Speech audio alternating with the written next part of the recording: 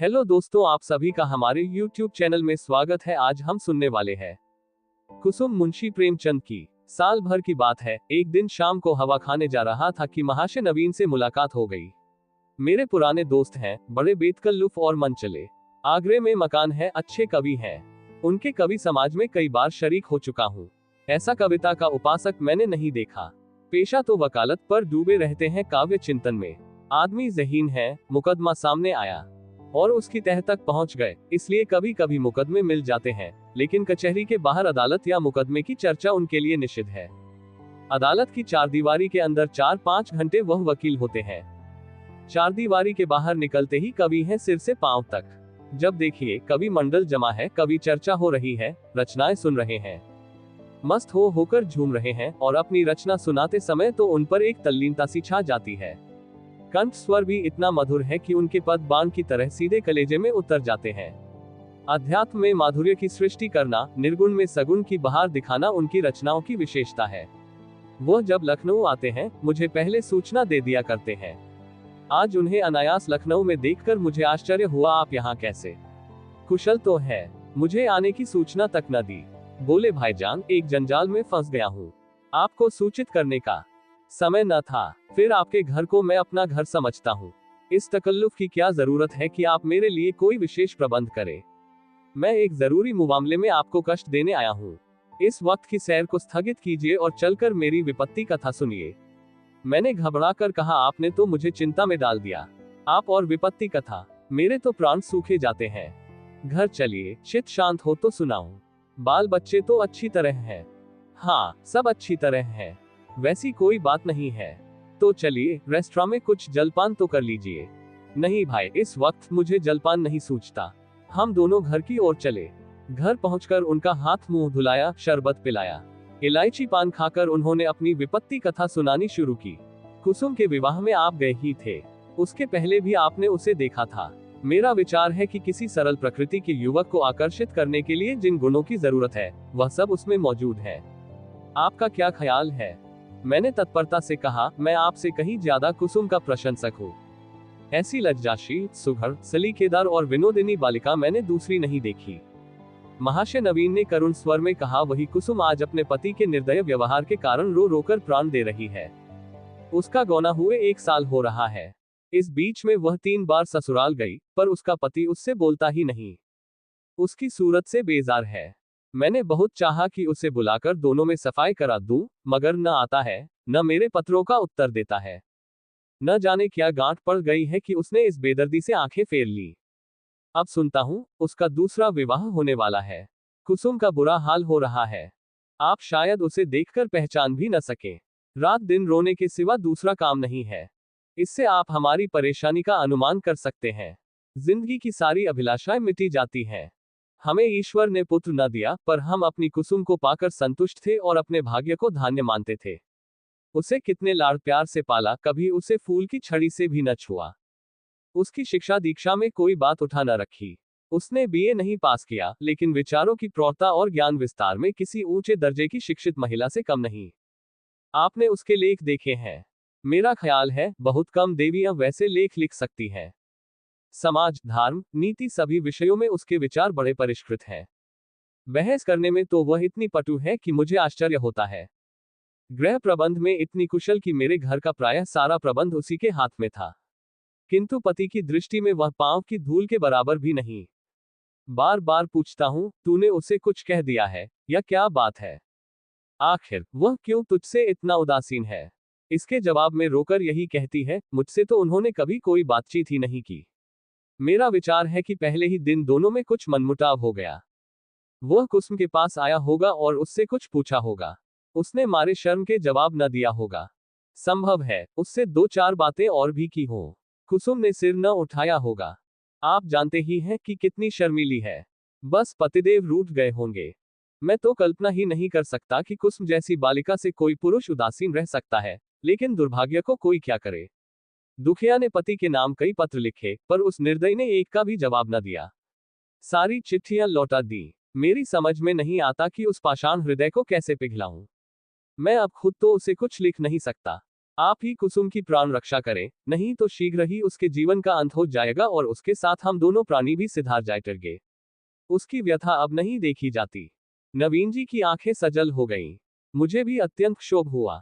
उन्हें तसल्ली देता हुआ बोला, आप इतने दिनों इस चिंता में पड़े रहे, मुझसे पहले ही क्यों न कहा। मैं आज ही मुरादाबाद जाऊंगा और उस लौंडे की इस बुरी तरह खबर लूंगा कि वह भी याद करेगा। बच्चा को जबरदस्ती घसीट कर लाऊंगा और कुसुम के पैरों पर गिरा दूंगा। नवीन जी मेरे आत्मविश्वास पर मुस्कुरा कर बोले, आप उससे क्या कहेंगे यह न पूछिए। वशीकरण के जितने मंत्र हैं उन सभी की परीक्षा करूंगा, तो आप कदापि सफल न होंगे। वह इतना शीलवान, इतना विनम्र, इतना प्रसन्न मुख है, इतना मधुर भाषी कि आप वहां से उसके भक्त होकर लौटेंगे। वह नित्य आपके सामने हाथ बांधे खड़ा रहेगा। आपकी सारी कठोरता शांत हो जाएगी। आपके लिए तो एक ही साधन है, आपके कलम में जादू है। आपने कितने ही युवकों को सन्मार्ग पर लगाया है। हृदय में सोई हुई मानवता को जगाना आपका कर्तव्य है। मैं चाहता हूं आप कुसुम की ओर से ऐसा करुणाजनक, ऐसा दिल हिला देने वाला पत्र लिखें कि वह लज्जित हो जाए और उसकी प्रेम भावना सचेत हो उठे। मैं जीवन पर्यंत आपका आभारी रहूंगा। नवीन जी कवि ही तो ठहरे। इस तजवीज में वास्तविकता की अपेक्षा कवित्व ही की प्रधानता थी। आप मेरे कई गल्पों को पढ़कर रो पड़े हैं, इससे आपको विश्वास हो गया है कि मैं चतुर सपेरे की भांति जिस दिल को चाहूं नचा सकता हूं। आपको यह मालूम नहीं कि सभी मनुष्य कवि नहीं होते, और न एक से भावुक। जिन गल्पों को पढ़कर आप रोए हैं, उन्हीं गल्पों को पढ़कर कितने ही सज्जनों ने विरक्त होकर पुस्तक फेंक दी है। पर इन बातों का वह अवसर न था। वह समझते कि मैं अपना गला छुड़ाना चाहता हूं, इसलिए मैंने सहृदयता से कहा, आपको बहुत दूर की सूझी और मैं इस प्रस्ताव से सहमत हूं, और यद्यपि आपने मेरी करुणोत्पादक शक्ति का अनुमान करने में अत्युक्ति से काम लिया है, लेकिन मैं आपको निराश न करूंगा। मैं पत्र लिखूंगा और यथाशक्ति उस युवक की न्याय बुद्धि को जगाने की चेष्टा भी करूंगा, लेकिन आप अनुचित न समझे तो पहले मुझे वह पत्र दिखा दें जो कुसुम ने अपने पति के नाम लिखे थे। उसने पत्र तो लौटा ही दिए हैं, और यदि कुसुम ने उन्हें फाड़ नहीं डाला है तो उसके पास होंगे। उन पत्रों को देखने से मुझे ज्ञात हो जाएगा कि किन पहलुओं पर लिखने की गुंजाइश बाकी है। नवीन जी ने जेब से पत्रों का एक पुलिंदा निकालकर मेरे सामने रख दिया और बोले, मैं जानता था आप इन पत्रों को देखना चाहेंगे, इसलिए इन्हें साथ लेता आया। आप इन्हें शौक से पढ़ें। कुसुम जैसी मेरी लड़की है, वैसी ही आपकी भी लड़की है। आपसे क्या पर्दा। सुगंधित गुलाबी चिकने कागज पर बहुत ही सुंदर अक्षरों में लिखे उन पत्रों को मैंने पढ़ना शुरू किया। मेरे स्वामी, मुझे यहाँ आए 1 सप्ताह हो गया, लेकिन आंखें पल भर के लिए भी नहीं झपकी। सारी रात करवटें बदलते बीत जाती है। बार बार सोचती हूँ, मुझसे ऐसा क्या अपराध हुआ कि उसकी आप मुझे ये सजा दे रहे हैं। आप मुझे झिड़कें, घुड़कें, कोसें, इच्छा हो तो मेरे कान भी पकड़ें। मैं इन सभी सजाओं को सहर्ष सह लूंगी, लेकिन यह निष्ठुरता नहीं सही जाती। मैं आपके घर 1 सप्ताह रही। परमात्मा जानता है कि मेरे दिल में क्या क्या अरमान थे। मैंने कितनी बार चाहा कि आपसे कुछ पूछा, आपसे अपने अपराधों को क्षमा कराऊं, लेकिन आप मेरी परछाई से भी दूर भागते थे। मुझे कोई अवसर न मिला। आपको याद होगा कि जब दोपहर को सारा घर सो जाता था, तो मैं आपके कमरे में जाती थी और घंटों सिर झुकाए खड़ी रहती थी, पर आपने कभी आंख उठाकर न देखा। उस वक्त मेरे मन की क्या दशा होती थी, इसका कदाचित आप अनुमान न कर सकेंगे। मेरी जैसी अभागिनी स्त्रियां इसका कुछ अंदाज कर सकती हैं। मैंने अपनी सहेलियों से उनकी सुहागरात की कथाएं सुन सुनकर अपनी कल्पना में सुखों का जो स्वर्ग बनाया था, उसे आपने कितनी निर्दयता से नष्ट कर दिया। मैं आपसे पूछती हूँ, क्या आपके ऊपर मेरा कोई अधिकार नहीं है? अदालत भी किसी अपराधी को दंड देती है तो उस पर कोई ना कोई अभियोग लगाती है, गवाहियां लेती है, उनका बयान सुनती है। आपने तो कुछ पूछा ही नहीं। मुझे अपनी खता मालूम हो जाती तो आगे के लिए सचेत हो जाती। आपके चरणों पर गिरकर कहती, मुझे क्षमा दान दो। मैं शपथपूर्वक कहती हूँ, मुझे कुछ नहीं मालूम, आप क्यों रुष्ट हो गए। संभव है आपने अपनी पत्नी में जिन गुणों को देखने की कामना की हो, वे मुझमें न हो। बेशक मैं अंग्रेजी नहीं पढ़ी, अंग्रेजी समाज की रीति नीति से परिचित नहीं, न अंग्रेजी खेल ही खेलना जानती हूँ। और भी कितनी ही त्रुटियां मुझमें होंगी। मैं जानती हूं कि मैं आपके योग्य न थी। आपको मुझसे कहीं अधिक रूपवती, गुणवती, बुद्धिमती स्त्री मिलनी चाहिए थी, लेकिन मेरे देवता, दंड अपराधों का मिलना चाहिए, त्रुटियों का नहीं। फिर मैं तो आपके इशारे पर चलने को तैयार हूं। आप मेरी दिलजोई करें, फिर देखिए मैं अपनी त्रुटियों को कितनी जल्द पूरा कर लेती हूं। आपका प्रेम कटाक्ष मेरे रूप को प्रदीप्त, मेरी बुद्धि को तीव्र और मेरे भाग्य को बलवान कर देगा। वह विभूति पाकर मेरी कायाकल्प हो जाएगी। स्वामी, क्या आपने सोचा है? आप ये क्रोध किस पर कर रहे हैं? वह अबला, जो आपके चरणों पर पड़ी हुई आपसे क्षमादान मांग रही है, जो जन्म जन्मांतर के लिए आपकी चेरी है, क्या इस क्रोध को सहन कर सकती है? मेरा दिल बहुत कमजोर है। मुझे रुलाकर आपको पश्चाताप के सिवा और क्या हाथ आएगा? इस क्रोधग्नि की एक चिनगारी मुझे भस्म कर देने के लिए काफी है। अगर आपकी यह इच्छा है कि मैं मर जाऊं, तो मैं मरने के लिए तैयार हूं। केवल आपका इशारा चाहती हूं। अगर मरने से आपका चित्त प्रसन्न हो, तो मैं बड़े हर्ष से अपने को आपके चरणों पर समर्पित कर दूंगी। मगर इतना कहे बिना नहीं रहा जाता कि मुझ में 100 ऐब हो, पर एक गुण भी है। मुझे दावा है कि आपकी जितनी सेवा मैं कर सकती हूँ, उतनी कोई दूसरी स्त्री नहीं कर सकती।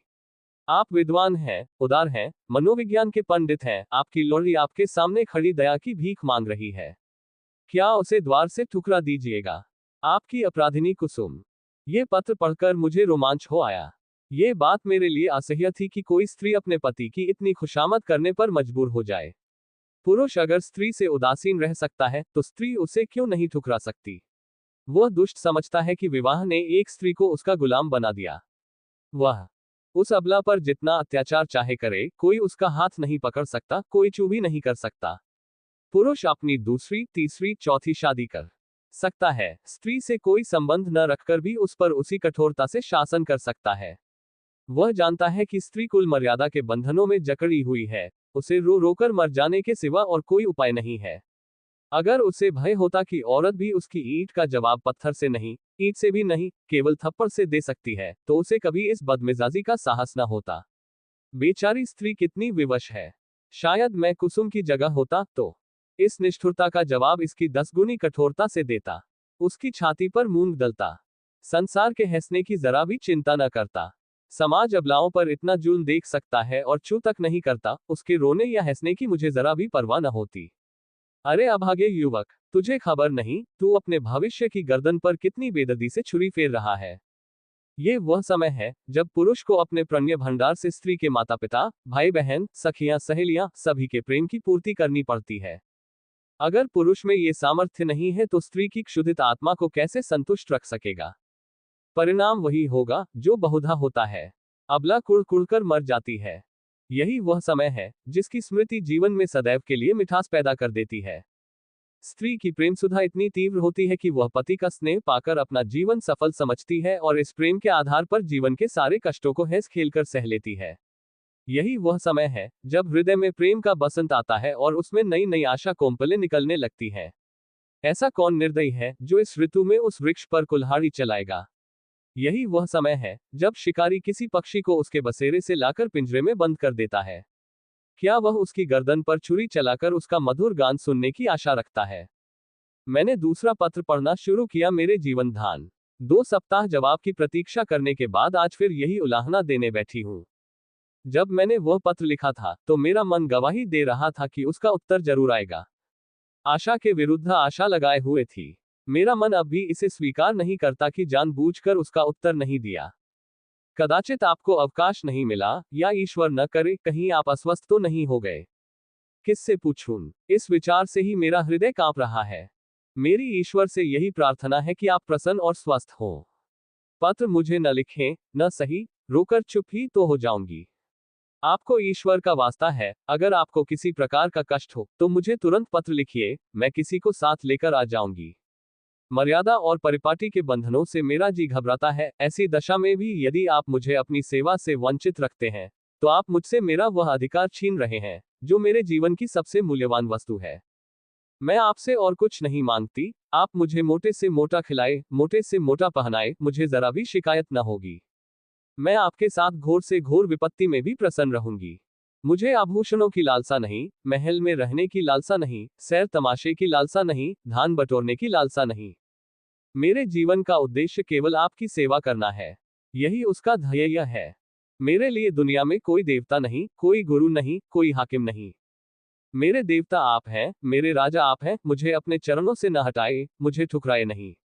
मैं सेवा और प्रेम के फूल लिए, कर्तव्य और व्रत की भेंट अंचल में सजाए आपकी सेवा में आई हूं। मुझे इस भेंट को, इन फूलों को अपने चरणों पर रखने दीजिए। उपासक का काम तो पूजा करना है। देवता उसकी पूजा स्वीकार करता है या नहीं, ये सोचना उसका धर्म नहीं। मेरे सिरताज, शायद आपको पता नहीं आजकल मेरी क्या दशा है। यदि मालूम होता तो आप इस निष्ठुरता का व्यवहार न करते। आप पुरुष हैं, आपके हृदय में दया है, सहानुभूति है, उदारता है। मैं विश्वास नहीं कर सकती कि आप मुझ जैसी नाचीज पर क्रोध कर सकते हैं। मैं आपकी दया के योग्य हूं, कितनी दुर्बल, कितनी अपंग, कितनी बेज़बान। आप सूर्य हैं, मैं अणु हूं। आप अग्नि हैं, मैं तृण हूं। आप राजा हैं, मैं भिखारिन हूं। क्रोध तो बराबर वालों पर करना चाहिए। मैं भला आपके क्रोध का आघात कैसे सह सकती हूं? अगर आप समझते हैं कि मैं आपकी सेवा के योग्य नहीं हूं, तो मुझे अपने हाथों से विष का प्याला दे दीजिए। मैं उसे सुधा समझकर सिर और आंखों से लगाऊंगी और आंखें बंद करके पी जाऊंगी। जब जीवन आपकी भेंट हो गया तो आप मारे या जिलाएं, यह आपकी इच्छा है। मुझे यही संतोष काफी है कि मेरी मृत्यु से आप निश्चिंत हो गए। मैं तो इतना ही जानती हूं कि मैं आपकी हूं और सदैव आपकी रहूंगी। इस जीवन में ही नहीं, बल्कि अनंत तक। अभागिनी कुसुम। ये पत्र पढ़कर मुझे कुसुम पर भी झुंझलाहट आने लगी और उस लौंडे से घृणा हो गई। माना, तुम स्त्री हो, आजकल के प्रथानुसार पुरुष को तुम्हारे ऊपर हर तरह का अधिकार है, लेकिन नम्रता की भी तो कोई सीमा होती है। तो उसे भी चाहिए कि उसकी बात न पूछे। स्त्रियों को धर्म और त्याग का पाठ पढ़ा पढ़ाकर हमने उनके आत्मसम्मान और आत्मविश्वास दोनों ही का अंत कर दिया। अगर पुरुष स्त्री का मुहताज नहीं, तो स्त्री भी पुरुष की मुहताज क्यों है? ईश्वर ने पुरुष को हाथ दिए हैं, तो क्या स्त्री को उससे वंचित रखा है? पुरुष के पास बुद्धि है, तो क्या स्त्री अबोधा है? इसी नम्रता ने तो मर्दों का मिजाज आसमान पर पहुंचा दिया। पुरुष रूठ गया तो स्त्री के लिए मानो प्रलय आ गया। मैं तो समझता हूं, कुसुम नहीं, उसका अभागा पति ही दया के योग्य है, जो कुसुम जैसी स्त्री की कद्र नहीं कर सकता। मुझे ऐसा संदेह होने लगा कि इस लौंडे ने कोई दूसरा रोग पाल रखा है, किसी शिकारी के रंगीन जाल में फंसा हुआ है। खैर, मैंने तीसरा पत्र खोला। प्रियतम, अब मुझे मालूम हो गया कि मेरी जिंदगी निरुद्देश्य है। जिस फूल को देखने वाला, चुनने वाला कोई नहीं, वह खिले तो क्यों? क्या इसलिए कि मुरझाकर जमीन पर गिर पड़े और पैरों से कुचल दिया जाए? मैं आपके घर में 1 महीना रहकर दोबारा आई हूं। ससुर जी ही ने मुझे बुलाया, ससुर जी ही ने मुझे विदा कर दिया। इतने दिनों में आपने एक बार भी मुझे दर्शन न दिए। आप दिन में बीसों ही बार घर में आते थे, अपने भाई बहनों से हंसते बोलते थे या मित्रों के साथ सैर तमाशे देखते थे। लेकिन मेरे पास आने की आपने कसम खा ली थी। मैंने कितनी बार आपके पास संदेश भेजे, कितना अनुनय विनय किया, कितनी बार बेशर्मी करके आपके कमरे में गई, लेकिन आपने कभी मुझे आंख उठाकर भी न देखा। मैं तो कल्पना ही नहीं कर सकती कि कोई प्राणी इतना हृदयहीन हो सकता है। प्रेम के योग्य नहीं, विश्वास के योग्य नहीं, सेवा करने के भी योग्य नहीं, तो क्या दया के भी योग्य नहीं। मैंने उस दिन कितनी मेहनत और प्रेम से आपके लिए रसगुल्ले बनाए थे, आपने उन्हें हाथ से छुआ भी नहीं। जब आप मुझसे इतने विरकित हैं, तो मेरी समझ में नहीं आता कि जीकर क्या करूं। न जाने ये कौन सी आशा है जो मुझे जीवित रखे हुए है। क्या अंधेर है कि आप सजा तो देते हैं, पर अपराध नहीं बतलाते। ये कौन सी नीति है? आपको ज्ञात है, इस 1 मास में मैंने मुश्किल से 10 दिन आपके घर में भोजन किया होगा। मैं इतनी कमजोर हो गई हूं कि चलती हूं तो आंखों के सामने अंधेरा छा जाता है। आंखों में जैसे ज्योति ही नहीं रही, हृदय में मानो रक्त का संचालन ही नहीं रहा। खैर, सता लीजिए जितना जी चाहे। इस अनीति का अंत भी एक दिन हो ही जाएगा। अब तो मृत्यु ही पर सारी आशाएं टिकी हुई हैं। अब मुझे प्रतीत हो रहा है कि मेरे मरने की खबर पाकर आप उछलेंगे और हल्की सांस लेंगे, आपकी आंखों से आंसू की एक बूंद भी ना गिरेगी। पर यह आपका दोष नहीं, मेरा दुर्भाग्य है।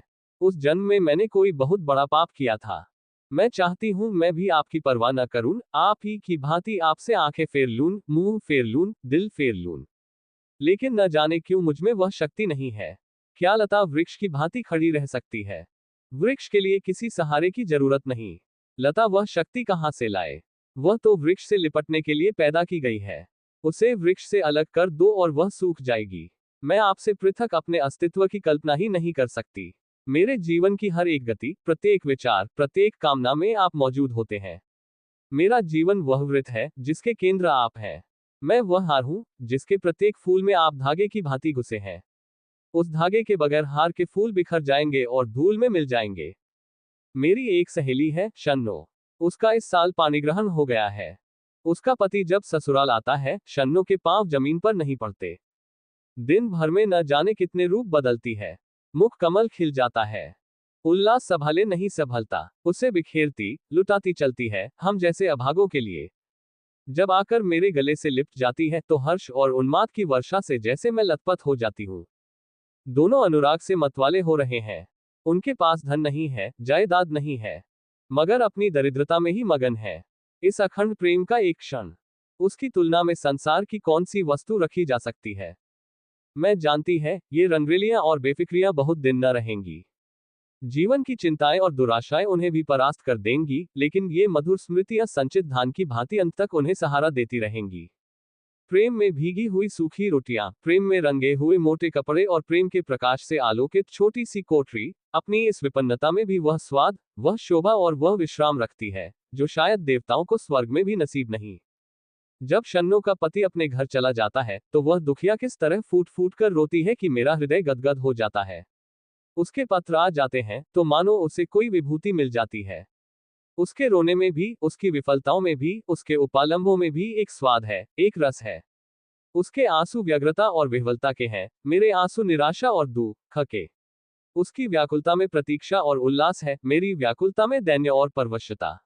उसके उपालंब में अधिकार और ममता है, मेरे उपालंब में भग्नता और रुदन। पत्र लंबा हुआ जाता है और दिल का बोझ हल्का नहीं होता। भयंकर गर्मी पड़ रही है। दादा मुझे मसूरी ले जाने का विचार कर रहे हैं।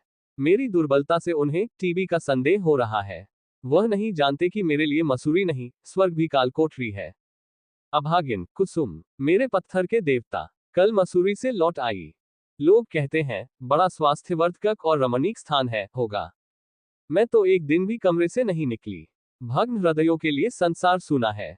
मैंने रात एक बड़े मजे का सपना देखा। बतलाऊं, पर क्या फायदा। न जाने क्यों मैं अब भी मौत से डरती हूँ।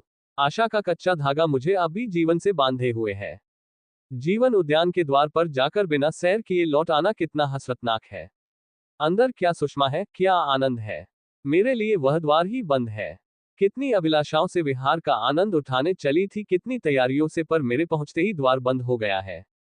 अच्छा बतलाओ, मैं मर जाऊंगी तो मेरी लाश पर आंसू की 2 बूंदें गिराओगे। जिसकी जिंदगी भर की जिम्मेदारी ली थी, जिसकी सदैव के लिए बहु पकड़ी थी, क्या उसके साथ इतनी भी उदारता न करोगे। मरने वालों के अपराध सभी क्षमा कर दिया करते हैं। तुम भी क्षमा कर देना। आकर मेरे शव को अपने हाथों से नहलाना, अपने हाथ से सोहाग के सिंदूर लगाना, अपने हाथ से सोहाग की चूड़ियां पहनाना, अपने हाथ से मेरे मुंह में गंगाजल डालना, 2-4 पग कंधा दे देना, बस मेरी आत्मा संतुष्ट हो जाएगी और तुम्हें आशीर्वाद देगी। मैं वचन देती हूँ कि मालिक के दरबार में तुम्हारा यश गाऊंगी। क्या ये भी महंगा सौदा है। इतने से शिष्टाचार से तुम अपनी सारी जिम्मेदारियों से मुक्त हुए जाते हो। आह, मुझे विश्वास होता कि तुम इतना शिष्टाचार करोगे तो मैं कितनी खुशी से मौत का स्वागत करती। लेकिन मैं तुम्हारे साथ अन्याय न करूंगी। तुम कितने ही निष्ठुर हो, इतने निर्दयी नहीं हो सकते। मैं जानती हूँ, तुम ये समाचार पाते ही आओगे और शायद एक क्षण के लिए मेरी शोक मृत्यु पर तुम्हारी आंखें रो पड़े। कहीं मैं अपने जीवन में वह शुभ अवसर देख सकती। अच्छा, क्या मैं एक प्रश्न पूछ सकती हूँ। नाराज न होना। क्या मेरी जगह किसी और सौभाग्यवती ने ले ली है। अगर ऐसा है तो बधाई। जरा उसका चित्र मेरे पास भेज देना। मैं उसकी पूजा करूंगी, उसके चरणों पर शीश नवाऊंगी। मैं जिस देवता को प्रसन्न न कर सकी, उसी देवता से उसने वरदान प्राप्त कर लिया। ऐसी सौभागिनी के तो चरण धो धो पीना चाहिए। मेरी हार्दिक इच्छा है कि तुम उसके साथ सुखी रहो। यदि मैं उस देवी की कुछ सेवा कर सकती, अप्रोक्ष न सही, परोक्ष रूप से ही तुम्हारे कुछ काम आ सकती। अब मुझे केवल उसका शुभ नाम और स्थान बता दो। मैं सिर के बल दौड़ी हुई उसके पास जाऊंगी और कहूंगी, देवी, तुम्हारी लौड़ी हूं, इसलिए कि तुम मेरे स्वामी की प्रेमिका हो। मुझे अपने चरणों में शरण दो। मैं तुम्हारे लिए फूलों की सेज बिछाऊंगी, तुम्हारी मांग मोतियों से भरूंगी, तुम्हारी एड़ियों में महावर रचाऊंगी। यह मेरी जीवन की साधना होगी। यह न समझना कि मैं जलूंगी या कुढ़ूंगी। जलन तब होती है जब कोई मुझसे मेरी वस्तु छीन रहा हो। जिस वस्तु को अपना समझने का मुझे कभी सौभाग्य न हुआ, उसके लिए मुझे जलन क्यों हो। अभी बहुत कुछ लिखना था, लेकिन डॉक्टर साहब आ गए हैं। बेचारा हृदयदाह को टीबी समझ रहा है। दुख की सताई हुई कुसुम। इन दोनों पत्रों ने धैर्य का प्याला भर दिया। मैं बहुत ही आवेशहीन आदमी हूँ। भावुकता मुझे छू भी नहीं गई।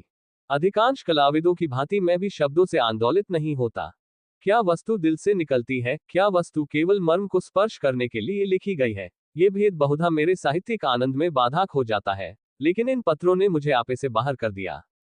एक स्थान पर तो सचमुच मेरी आंखें भर आईं। ये भावना कितनी वेदनापूर्ण थी कि वही बालिका, जिस पर माता पिता प्राण छिड़कते रहते थे, विवाह होते ही इतनी विपदग्रस्त हो जाए। विवाह क्या हुआ, मानो उसकी चिता बनी, या उसकी मौत का परवाना लिखा गया। इसमें संदेह नहीं कि ऐसी वैवाहिक दुर्घटनाएं कम होती हैं, लेकिन समाज की वर्तमान दशा में उनकी संभावना बनी रहती है। जब तक स्त्री पुरुष के अधिकार समान न होंगे, ऐसे आघात नित्य होते रहेंगे। दुर्बल को सताना कदाचित प्राणियों का स्वभाव है। काटने वाले कुत्तों से लोग दूर भागते हैं, सीधे कुत्ते पर बालवृंद विनोद के लिए पत्थर फेंकते हैं। तुम्हारे दो नौकर एक ही श्रेणी के हों, उनमें कभी झगड़ा ना होगा।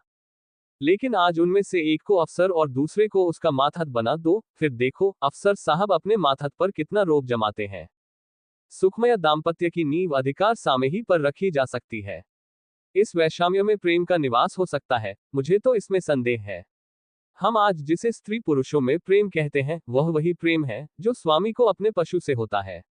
पशु सिर झुकाए काम किए चला जाए, स्वामी उसे भूसा और खली भी देगा, और उसकी देह भी सहलाएगा, उसे आभूषण भी पहनाएगा। लेकिन जानवर ने जरा चाल धीमी की, जरा गर्दन टेढ़ी की कि मालिक का चाबुक पीठ पर पड़ा। इसे प्रेम नहीं कहते। खैर, मैंने 5वां पत्र खोला। जैसा मुझे विश्वास था, आपने मेरे पिछले पत्र का भी उत्तर न दिया। इसका खुला हुआ अर्थ है कि आपने मुझे परित्याग करने का संकल्प कर लिया है। जैसी आपकी इच्छा। पुरुष के लिए स्त्री पांव की जूती है, स्त्री के लिए तो पुरुष देवतुल्य है, बल्कि देवता से भी बढ़कर। विवेक का उदय होते ही वह पति की कल्पना करने लगती है। मैंने भी वही किया। जिस समय मैं गुड़िया खेलती थी, उसी समय आपने गुड्डे के रूप में मेरे मनोदेश में प्रवेश किया। मैंने आपके चरणों को पखारा, माला, फूल और नैवेद्य से आपका सत्कार किया। कुछ दिनों के बाद कहानियां सुनने और पढ़ने की चाट पड़ी, तब आप कथाओं के नायक के रूप में मेरे घर आए। मैंने आपको हृदय में स्थान दिया। बाल्यकाल ही से आप किसी न किसी रूप में मेरे जीवन में घुसे हुए थे। वे भावनाएं मेरे अंतस्तल की गहराइयों तक पहुंच गई हैं। मेरे अस्तित्व का एक एक अणु उन भावनाओं से गुंथा हुआ है। उन्हें दिल से निकाल डालना सहज नहीं है। उसके साथ मेरे जीवन के परमाणु भी बिखर जाए, लेकिन आपकी यही इच्छा है तो यही सही। मैं आपकी सेवा में सब कुछ करने को तैयार थी। अभाव और विपन्नता का तो कहना ही क्या, मैं तो अपने को मिटा देने को भी राजी थी। आपकी सेवा में मिट जाना ही मेरे जीवन का उद्देश्य था। मैंने लज्जा और संकोच का परित्याग किया, आत्मसम्मान को पैरों से कुचला, लेकिन आप मुझे स्वीकार नहीं करना चाहते। मजबूर हूं। आपका कोई दोष नहीं। अवश्य मुझसे कोई ऐसी बात हो गई है जिसने आपको इतना कठोर बना दिया है। आप उसे जबान पर लाना भी उचित नहीं समझते। मैं इस निष्ठुरता के सिवा और हर एक सजा झेलने को तैयार थी। आपके हाथ से जहर का प्याला लेकर पी जाने में मुझे विलंब न होता, किंतु विधि की गति निराली है। मुझे पहले इस सत्य के स्वीकार करने में बाधा थी कि स्त्री पुरुष की दासी है। मैं उसे पुरुष की सहचरी, अर्धांगिनी समझती थी, पर अब मेरी आंखें खुल गईं। मैंने कई दिन हुए एक पुस्तक में पढ़ा था कि आदिकाल में स्त्री पुरुष की उसी तरह संपत्ति थी जैसा गाय बैल या खेत बाड़ी। पुरुष को अधिकार था स्त्री को बेचे, गिरो रखे या मार डाले। विवाह की प्रथा उस समय केवल ये थी कि वर पक्ष अपने सूर सामंतों को लेकर सशस्त्र आता था, कन्या को उड़ा ले जाता था। कन्या के साथ कन्या के घर में रुपया, पैसा, अनाज या पशु जो कुछ उसके हाथ लग जाता था, उसे भी उठा ले जाता था। वह स्त्री को अपने घर ले जाकर उसके पैरों में बेड़ियां डालकर घर के अंदर बंद कर देता था। उसके आत्मसम्मान के भावों को मिटाने के लिए यह उपदेश दिया जाता था कि पुरुष ही उसका देवता है, सुहाग स्त्री की सबसे बड़ी विभूति है। आज कई हजार वर्षों के बीतने पर पुरुष के उस मनोभाव में कोई परिवर्तन नहीं हुआ। पुरानी सभी प्रथाएं कुछ विकृत या संस्कृत रूप में मौजूद हैं। आज मुझे मालूम हुआ कि उस लेखक ने स्त्री समाज की दशा का कितना सुंदर निरूपण किया था।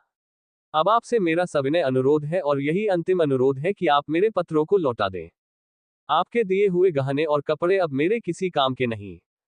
इन्हें अपने पास रखने का मुझे कोई अधिकार नहीं। आप जिस समय चाहें वापस मंगवा लें।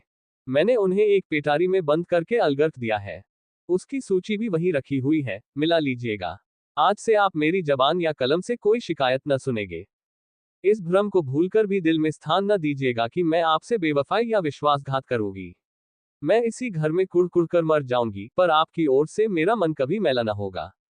मैं जिस जलवायु में पली हूं, उसका मूल तत्व है पति में श्रद्धा। ईर्ष्या या जलन भी उस भावना को मेरे दिल से नहीं निकाल सकती।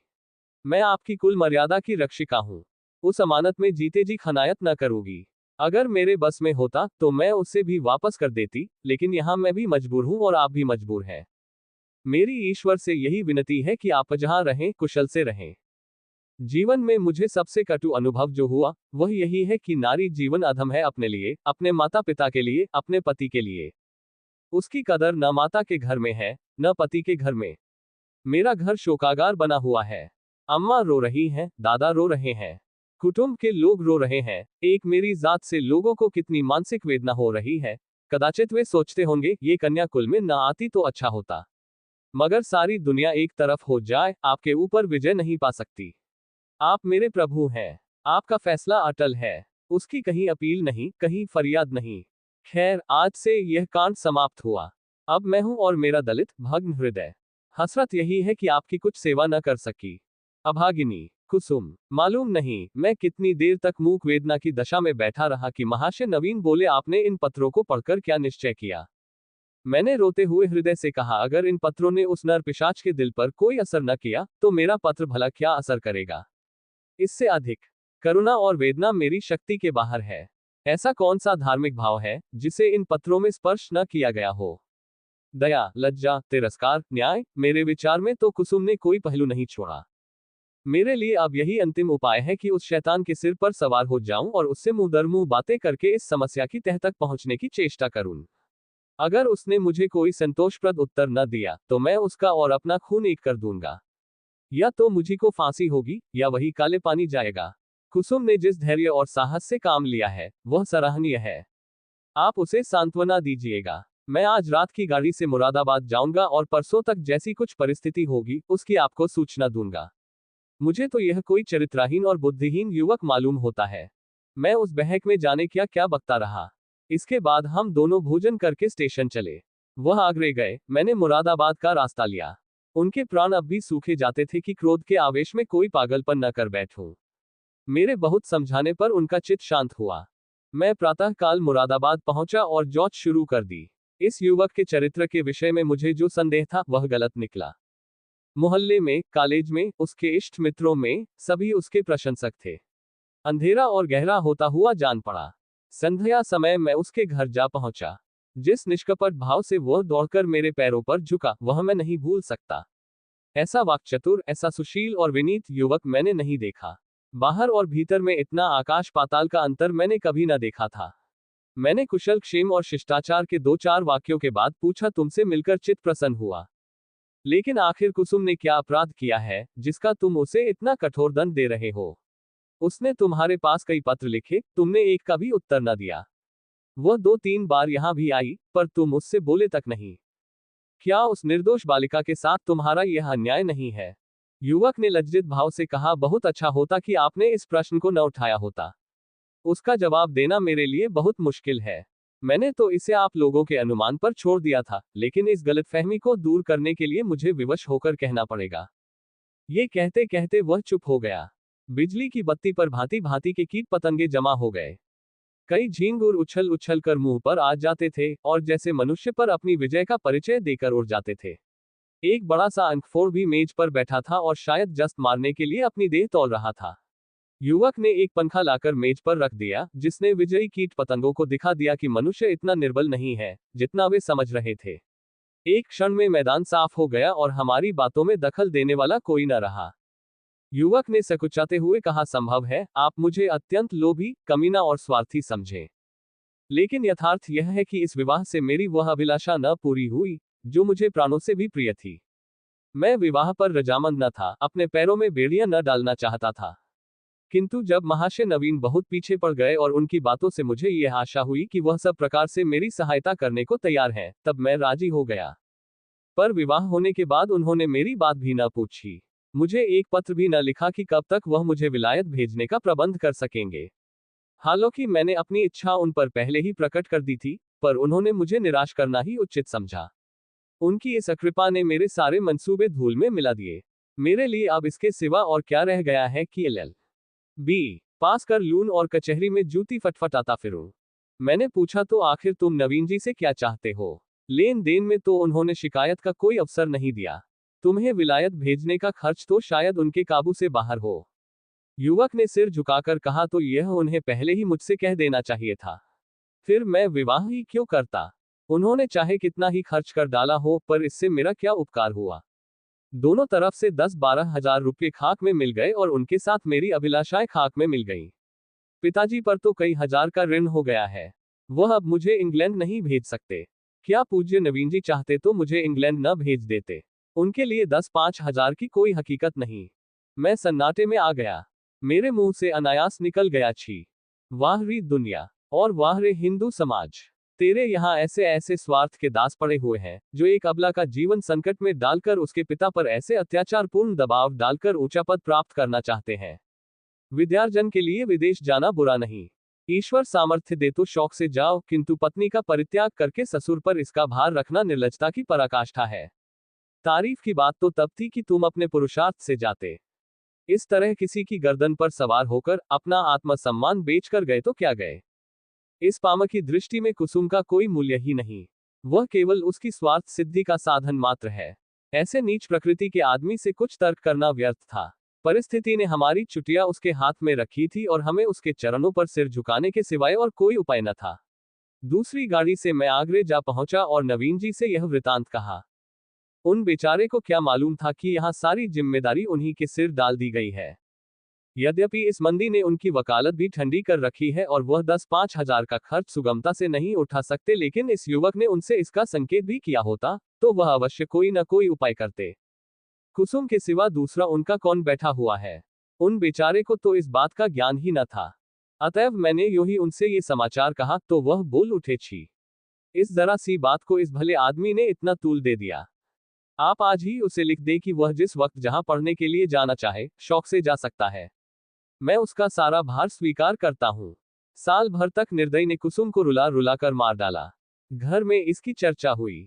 कुसुम ने भी मां से सुना। मालूम हुआ 1000 का चेक उसके पति के नाम भेजा जा रहा है, पर इस तरह जैसे किसी संकट का मोचन करने के लिए अनुष्ठान किया जा रहा हो। कुसुम ने भरीकुटी सिकोड़कर कहा, अम्मा, दादा से कह दो कहीं रुपये भेजने की जरूरत नहीं। माता ने विस्मित होकर बालिका की ओर देखा, कैसे रुपये? अच्छा, वह क्यों, इसमें क्या हर्ज है। लड़के का मन है तो विलायत जाकर पढ़े। हम क्यों रोकने लगे। यो भी उसी का है, वो भी उसी का नाम है। हमें कौन छाती पर लाद कर ले जाना है। नहीं, आप दादा से कह दीजिए एक पाई न भेजें। आखिर इसमें क्या बुराई है। इसलिए कि यह उसी तरह की डाकाजनी है जैसी बदमाश लोग किया करते हैं। किसी आदमी को पकड़कर ले गए और उसके घर वालों से उसके मुक्तिधन के तौर पर अच्छी रकम ऐंठ ली। माता ने तिरस्कार की आंखों से देखा। कैसी बातें करती हो बेटी। इतने दिनों के बाद तो जाके देवता सीधे हुए हैं और तुम उन्हें फिर चिढ़ाए देती हो। कुसुम ने झल्लाकर कहा, ऐसे देवता का रूठे रहना ही अच्छा। जो आदमी इतना स्वार्थी, इतना दंभी, इतना नीच है, उसके साथ मेरा निर्वाह न होगा। मैं कहे देती हूं, वहां रुपये गए तो मैं जहर खा लूंगी। इसे दिल लगी न समझना। मैं ऐसे आदमी का मुंह भी नहीं देखना चाहती। दादा से कह देना, और अगर तुम्हें डर लगता हो तो मैं खुद कह दूं। मैंने स्वतंत्र रहने का निश्चय कर लिया है। मां ने देखा, लड़की का मुखमंडल आरक्त हो उठा है। मानो इस प्रश्न पर वह न कुछ कहना चाहती है न सुनना। दूसरे दिन नवीन जी ने ये हाल मुझसे कहा तो मैं एक आत्मविस्मृत की दशा में दौड़ा हुआ गया और कुसुम को गले लगा लिया। मैं नारियों में ऐसा ही आत्माभिमान देखना चाहता हूं। कुसुम ने वह कर दिखाया जो मेरे मन में था और जिसे प्रकट करने का साहस मुझ में न था। साल भर हो गया है, कुसुम ने पति के पास एक पत्र भी नहीं लिखा और न उसका जिक्र ही करती है। नवीन जी ने कई बार जमाई को मना लाने की इच्छा प्रकट की, पर कुसुम उसका नाम भी सुनना नहीं चाहती। उसमें स्वावलंबन की ऐसी दृढ़ता आ गई है कि आश्चर्य होता है। उसके मुख पर निराशा और वेदना के पीलेपन और तेजहीनता की जगह स्वाभिमान और स्वतंत्रता की लाली और तेजस्विता भासित हो गई है।